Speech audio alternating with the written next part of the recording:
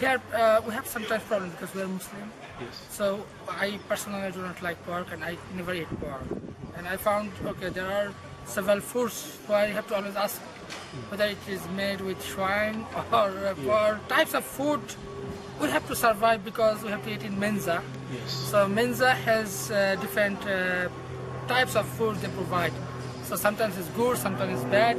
So we miss food, of course, from our country, of course, because we like or we're fond of spicy food. Yes. Here there is no spicy, they put some salt, some pepper and that's all. But we survive since long time and now we get used to it. So I can see that I cannot eat really spicy food as I should have been eaten before while I was in Bangladesh. So it also changed my Eating food habits. behavior. Yes.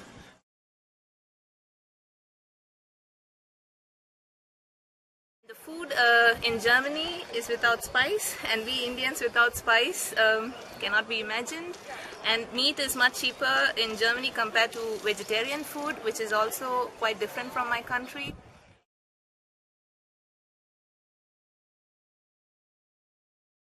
Mozambique is more or less similar to Indonesia. For example, the food, they have the food there, they call, I'm not remember what they call, but in Indonesia we call it rendang, and the taste is almost the same. And their main dish are rice, same with Indonesia, and so do the Brazilian, they eat rice also. In the, what you call, the book of travel guide, and they said that in ancient time, Indonesian people came to Mozambique. That's why the culture is almost the same with Indonesia. So they have influence from the culture of Indonesia. It's so exciting for me that to know that Mozambique is almost the same with Indonesian culture.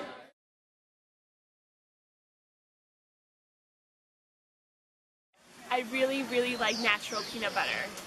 And that's something that I can't find an Israeli brand that I like. So whenever my parents come to visit me from the US, they bring for me natural peanut butter. And I know that a lot of Americans have this issue that whenever someone comes to visit from the USA to Israel, they ask them to bring a special food that they can't get in Israel.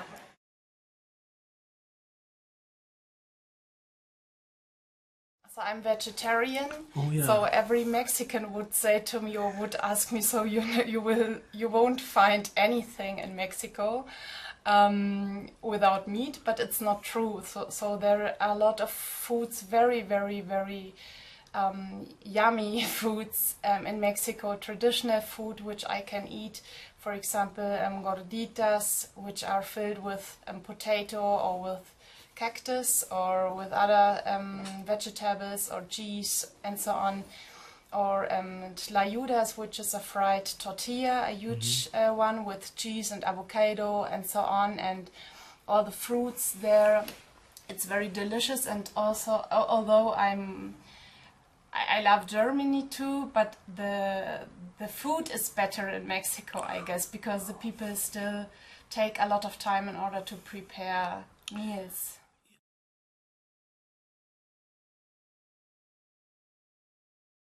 I went to hospital because I cannot stand with only eating bread every morning, because I'm getting used to eat rice in Indonesia 3 times a day. And I just cannot stand it with the hard bread, and the brown one from German bread. It really makes me feel sick about it, and I went to hospital. The ambulance even come to pick me up in the dormitory. And before that, I was asking for help from my friend in the dormitory, but he cannot speak English, and I cannot speak German either. So we're just talking with hands and everything. Said that I really cannot stand with my stomach is really painful. He still cannot understand and just say, please call someone who can speak English. And then suddenly, and finally he realized that it cannot work with our language. And then I went to the hospital by ambulance. And I stayed for 3 days there, and then it was really terrible because also the doctor cannot speak English. So he cannot tell me actually where is it. And then my friend from the Netherlands called the doctor and said, something in German, and yeah, and then he picked me up from the hospital. Yeah, it was really terrible experience.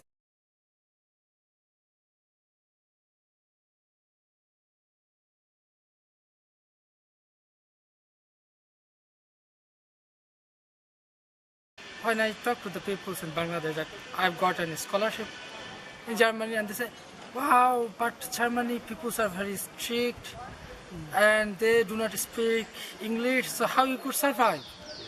So when I enter into the airport, even the police officer said, welcome. I was really surprised that they just directly said to me, welcome. So that makes me thinking in a different direction. Okay, so what I heard in Bangladesh regarding Germany is turned out that it's a completely different environment here. So we came to the university, the very warm regards and greetings from the institute that we had, Hausle Cologne, and then we get to know each other with lots of different people. So the impression that I got is very different.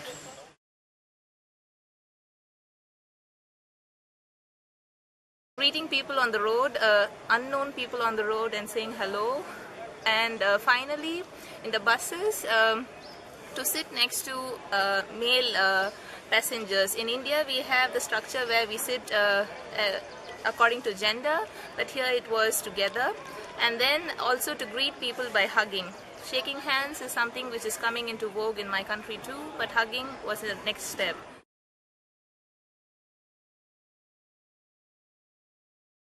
It's quite difficult to become friends with your German. In German, there's a word Bekannte, means some people you know, but you are not friend. And for them, friends, friend, classmates, classmate, colleagues, colleague, or like Bekannte, just the people you know is just the people you know. And in my culture, sometimes you meet someone, maybe you just talk for like an hour, but you feel like connected, or if we're friends, then we really call each other friends. But this concept cannot be applied in Germany. And sometimes when I meet this person, I think we have some nice conversation, so I take this person as friend. But in the end, I found this person doesn't take me as a friend, which really hurt my feeling. Yes. So I will say, if you come to study in Germany and you find Asian culture, you need to be mentally strong, and you need to remember you'll be refused for many times, and it's really, very difficult to become a close friend of Germany.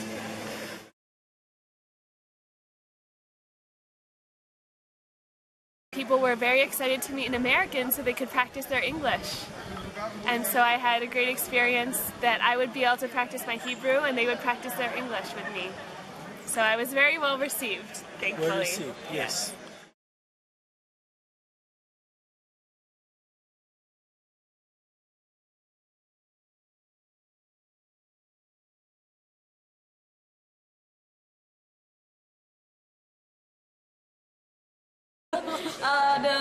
So when we have profiling in there, in the first time I arrived in the Macaneta beach where the profiling, we did the profiling, and what the Brazilian students do is they just using underpants, and the girls only use bikinis, while all the Indonesian all using long shirt or long dresses. So we are just shocked to saw about that. That's unforgettable memories for me. So with food, I think the main problem that a lot of people have when they come to Israel from the US or from another country is navigating the language and how to acquire food that way, and reading the labels in the other language and figuring out prices. And one of the issues is that in Israel a lot of the stores are closed Friday night and Saturday for the Jewish Sabbath. But for me personally, none of those were issues for me, because for the language I had a basic comprehension of it before I came, and I understood how to exchange the exchange rate between the US dollars and Israeli shekel, and I myself do not purchase food from Friday night to Saturday, so I didn't have to deal with trying to go and find food and it wasn't available to me. In the US, when I was in university there, we would have very, very cold winters with a lot of snow, and very hot and humid summers. And in Israel, it gets cold, but not so much because of the weather, but because of the infrastructure of the buildings. And I lived in the desert, in a city in the desert, so we would get sandstorms a lot. So there would be days where you couldn't really see in front of you.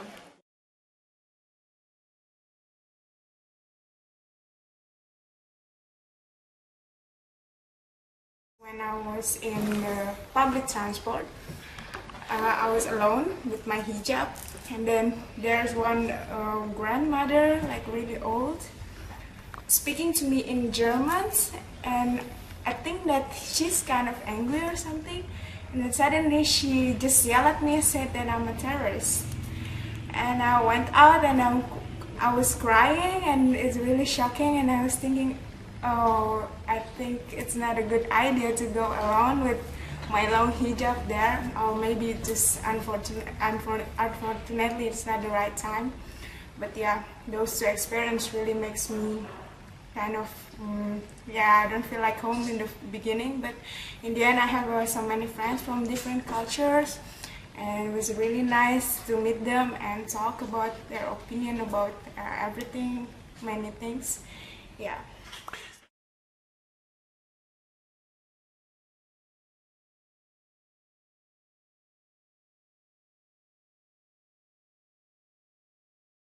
All the people have reasons in order to celebrate every day or every week, and you won't stay alone for a long time, so you will always meet friends.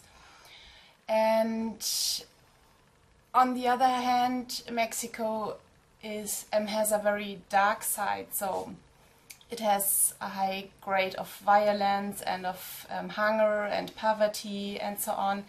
And you can see both sides of the country every day. So the very good and positive side of Mexico, with a high value of the national traditions. And on the other hand, when you go through the streets, or when I go through the streets, I'm always kind of tense, because I'm afraid, so that could happen something. And when I fly to Mexico, for example, and I arrive on the airport, I take all my expensive stuff off. Yes. And change my clothes and put my stuff out of my European bag into a little Mexican traditional bag and things like that, so that nobody sees me as a rich European person. And when I come back to Germany, then I feel freedom, because I feel safe on the streets. So both countries, Mexico and Germany, have very, very positive sides and also negative sides for me. So I spend time on the streets with the people drinking fresh fruit juice, for example, and or I share with them time on the streets eating tortillas and so on. And in Germany, well, I'm more in my house, or I meet with friends in a bar or something like that.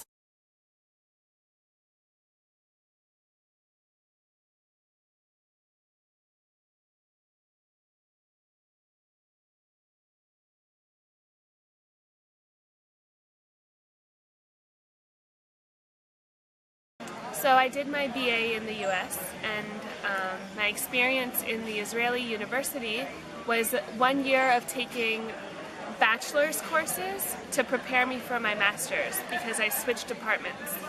And so I had the experience of taking bachelor's courses in the US and in Israel, and it's very, very different. In the US, the degree is 4 years long, and you have almost 2 years of taking courses that aren't in your specialty, and like English, math, science, everything to give you kind of a core background in a lot of different subjects before you spend the last 2 years focusing on your specific field.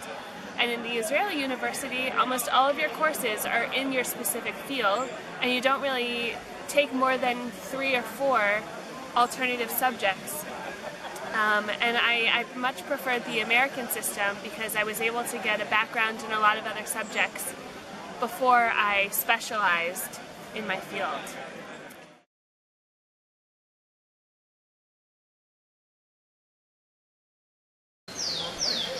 Yeah, the student here, they ask more questions and they are not afraid of asking stupid questions.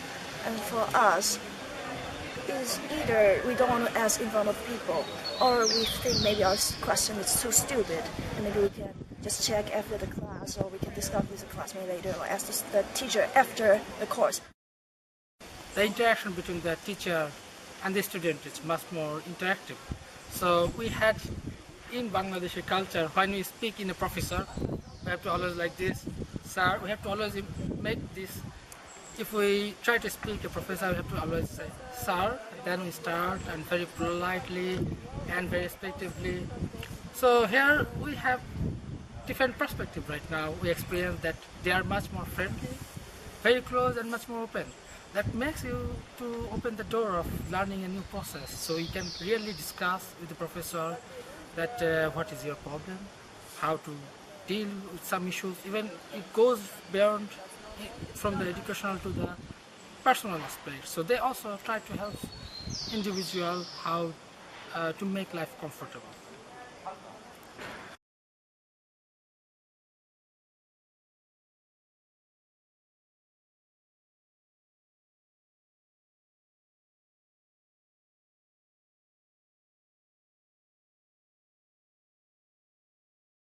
I have the feeling that there's a big difference between Asian and Latin American students. Okay, I also only experienced Latin American students here in Germany or during the JSP, so it might be different inside their country.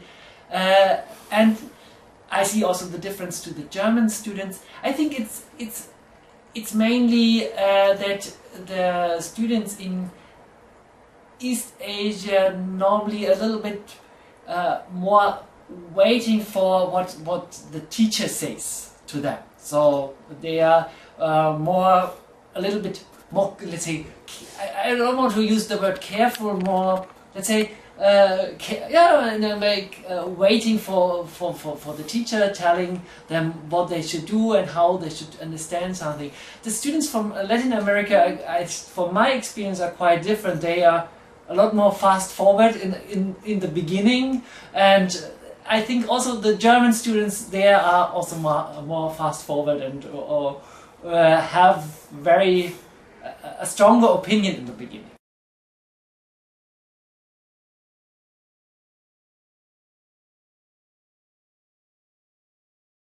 I think the heterogeneous groups are good as long as there is a project work based learning environment. Yes. And it's true that people bring not only their individual knowledge and expertise in the subject matter itself, but also there are a lot of other things like what you said, culture, this learning environment, how to interact with people, how to develop the methodology to solve a problem, and those kind of things might be definitely very beneficial. I mean, I think you already know a lot of examples from universities in the USA, like Harvard and so on. They're always using this kind of intercultural team of group and working together and to produce better results. In the environment of higher education, we need soft skills that is not strictly the subject matter students are learning. I mean by that writing skills, presentation skills, conversation skills, critical thinking skills. Do you think such skills differ much from one society to the other, or most of higher education students have the same or very similar soft skills? In my experience, I would say there is not much differences if you are talking students of the same level. What I mean is like bachelor level, bachelor, masters, Yes. and doctor level. I would say there is not much differences. But in that case, in case of communication and writing papers and so on, language plays always a big role. In that case, it is always different. People coming from, in terms of English, like coming from the USA or England, and it's completely different than if someone is coming from Nepal, India, or China. So language plays a big role in that sense. Otherwise, I don't see big differences in my students.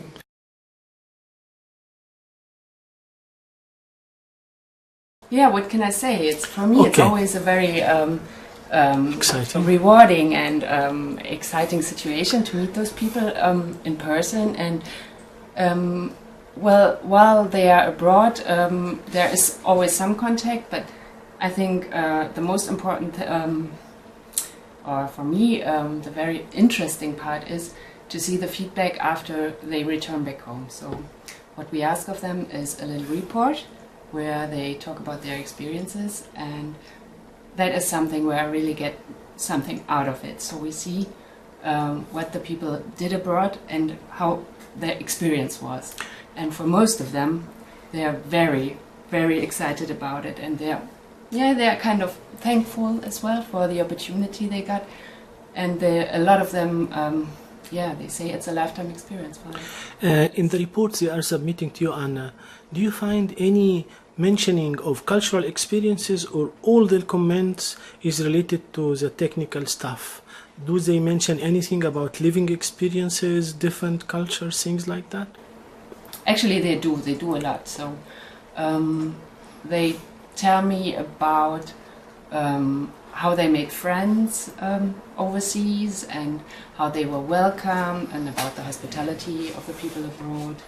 Also, they tell me that they get to learn a new language, that they learn different things about the culture abroad. It begins with food and it ends maybe with religion. So it's the whole spectrum that they actually really touch, and not only touch but really dive into, and that is something that they really appreciate. Okay.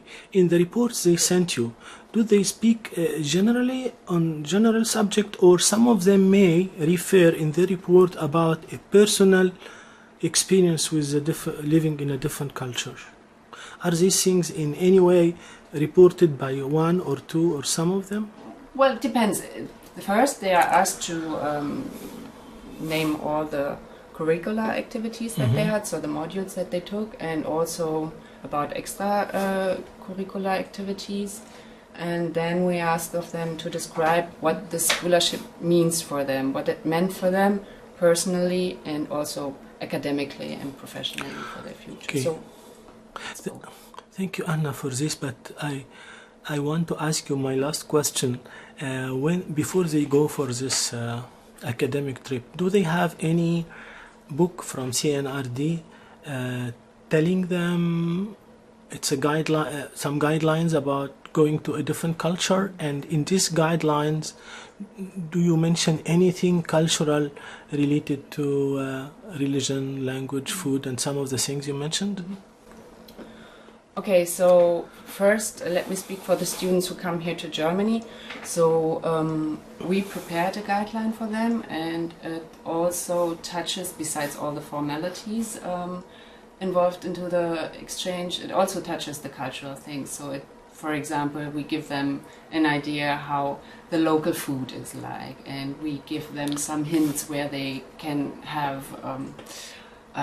for example, some Facebook groups that deal with foreign people here in Cologne and stuff like that. So we provided to them, and actually a lot of other CNRD universities have such a guideline as well. However, I have to say not all of them provided it yet, and we are still waiting for some universities to give us.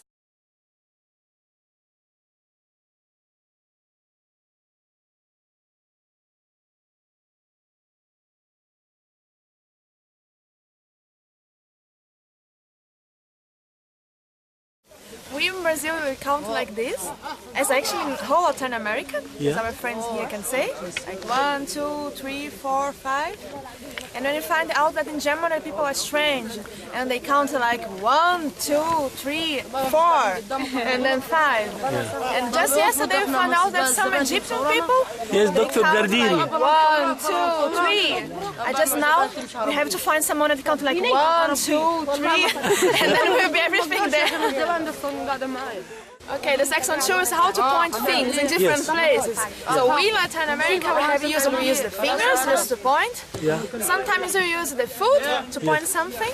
And then we discovered that in Thailand, for example, that's quite respectless to do so. Yeah. And we have some friends that do like with the mouth to show that we should go there or there. And that sometimes they have trouble because the people understand wrong. Yeah. The hand has 5 fingers. In Egypt, when you do something like that, means perfect. But if you do it like this, it means there is something. I will show you something. I will give you a lesson, something like that. It's a warning sign. I don't know about other cultures. How we do like this means. Yeah. And also, yesterday, the taxi driver, when we were going to eat falafel, he wanted to make a sign with his hand to show the guy he did something like that.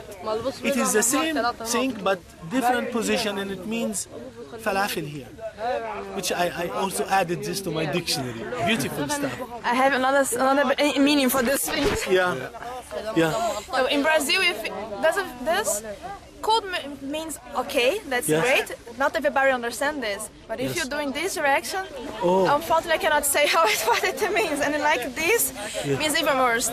Yes. One more? Yeah, so when you're in England, you should never order beer or something to drink like this. Yes. But only like that. The meaning behind that is when they had somewhere in the medieval times France against the British, when there were the French bow fighters, and they were always shooting the bows like that. Oh yeah. And when they caught one of the bow fighters, the British caught the French bow fighter, they cut off the fingers that he could not shoot any arrows anymore. And that's why you should never order like this, but only like that. Wow, this is very interesting. I have one. Okay, Sabina. Another meaning, another sign in German to say that you're a bit crazy is, which means, in the direct translation, you have a bird in your head. You have a bird in your head doing this. Yeah. But in Brazil, means that you think that you are intelligent, that you use your mind. We use the same thing in Egypt. Finger like this means yes. Hey, think about it. You see my hand? Yeah. Hi. So I learned from my Egyptian student colleagues that when somebody is meant to be crazy or not a little weird, they do it like this. Yes. And in Germany we do it like this. Oh. And we do it like this. Oh my goodness.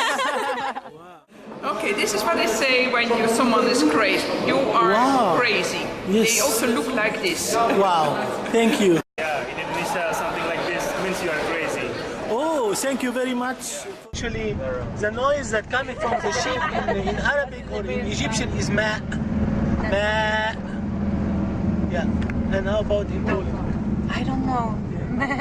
Meh. Yeah, meh without. Because you have to see the difference between the goat and the sheep. So the goat would be meh. What? I did not In get Polish it's meh. Like if you play with a baby, you say kitty kitty kitty kitty kitty, something like that. How do you like talk to baby, make him laugh or persuade him to eat? And we say kuchi kuchi kuchi kuchi kuchi kuchi kuchi kuchi. Sing kuchi kuchi kuchi. And the dog in Egyptian? How? In Poland? How? German? Wow, wow. And in Brazil? Ow, ow. Mexico. Wow, wow. The male chicken. Male chicken. Cuckoo cuckoo. And in Poland? Cocorico. German? Kikriki. And Brazil? Cocorocó. So different than our friend from Nicaragua and most of the other countries in Latin America. In Brazil, we ask what? Like doing like this. What do you mean? And then you Yes. Or it can also mean, depending on the context, something good.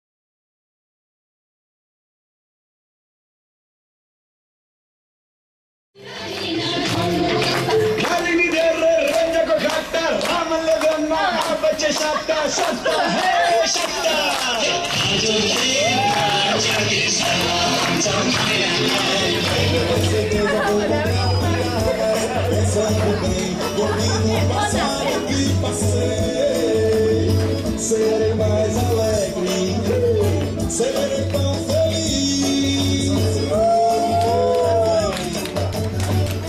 Você é difícil, vai ser tão bom.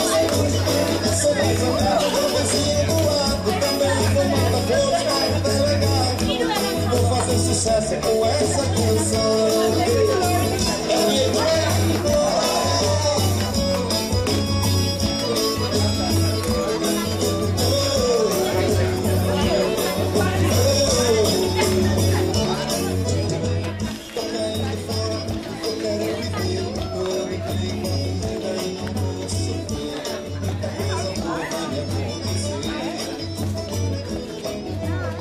Hoje eu sou mais eu e quero ser feliz. O tempo não para, a vida